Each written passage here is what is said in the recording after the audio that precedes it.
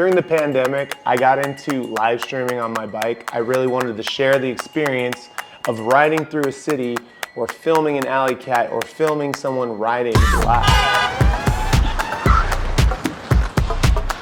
9 lives!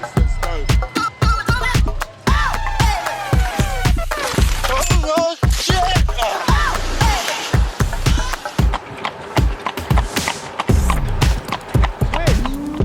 Twitch it, baby, twitch it, baby, let's twitch. I'm sorry. Yes, yes! Oh, sick.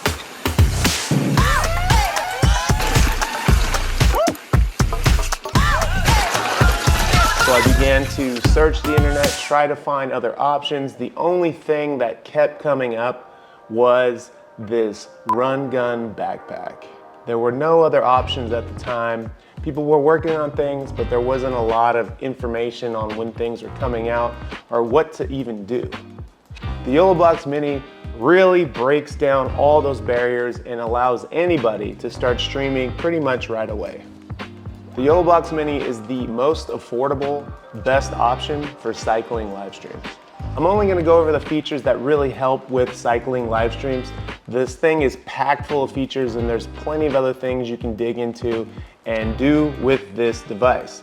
But for this video, this is all about cycling live streams and showing you how to do IRL streams with this device and how easy it is. Let's start with the basics. What is a Yolobox? The Yolobox, it looks like an on-camera monitor, but it's actually more than just a monitor. It's an encoder, it's a monitor, and it's a recorder. The unit itself is tiny. It's the size of a big cell phone. 3.5 inches tall by 6 inches long and less than 1 inch thick. This thing can slip in and out of a bag on the front of your bike with ease. So the Yolobox Mini actually has 8 ports on the top of the unit. The first port is an HDMI in, it's got a USB in, it's got an HDMI out, it's got an Ethernet port. It has a line in for stereo. It has a mic in that's mono. It's got an audio out so you can check the levels with your headphones. It's got a USB-C and that's only used for charging. And on the bottom of the Yolobox Mini, we have a 1/4-20 mount to mount the Yolobox to things. There's a SIM card input. There's an SD card slot and that is used to upload assets and you can actually share those to the live stream or you can record your stream and it'll record to that card. All right, everything you hear and see right now is coming through the Rode Wireless Go and it's going into the GoPro. It's under the Yolobox and then into the Yolobox via HDMI and it's being recorded to the Yolobox. So this is a live stream and also the Yolobox is recording this. Pretty damn good.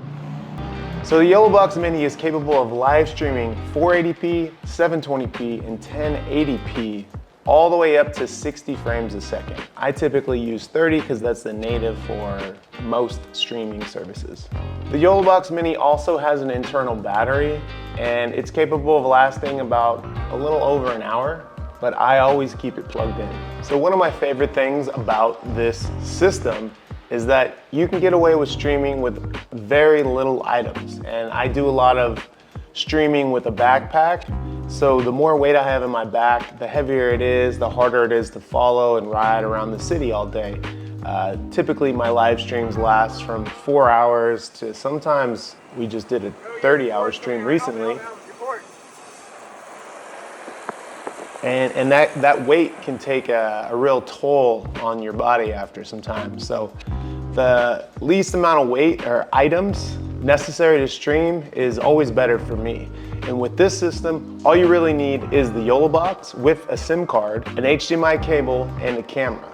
Now, if you want to do a long stream, you're going to need a bigger battery like this big Anchor here.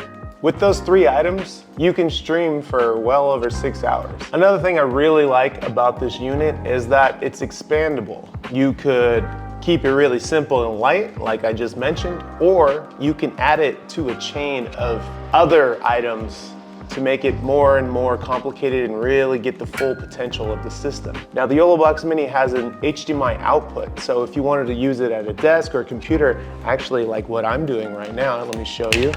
I'm just using it as a monitor. Let's talk about some of the cons of the system. Sometimes I feel the Yolobox Mini might be doing too many things or overheating. And due to that overheating, there's a fan here on the back, right here. And if you're blocking that fan, then the device gets hot and I'm sure it starts to lag and stall. Another thing I wish they could work on is the audio. I push audio in, I usually use the Rode Wireless Go 2 system, and the levels on the receiver are perfect. In fact, they're how I normally use them on other devices. But when I patch them through the audio in on the Yolobox Mini, it seems that there's a lot of loss in gain, and I have to go on the Yolobox Mini and add some gain, which there's a mixer built into the Yolobox Mini, but the audio just, I still can't figure out how to get clean audio out of it. A couple closing thoughts on the Yolobox. This is $700 out the door. You can get it at B&H now. You do need a SIM card or some kind of modem to make it work outside. You can hotspot from your phone. You can buy a little wireless jetpack or a hotspot if you have one, and it'll work pretty well. There is a new video that I'm going to put out soon that's kind of the advanced features on how I use the Yolobox for cycling. There's a couple more steps to make it a better bonding situation. That is something that takes more than one cell phone signal and combines them. So be on the lookout for that, and until then, I'll see you on the next video. So we bring to a close the story of rigid control through the unceasing research and the highest quality.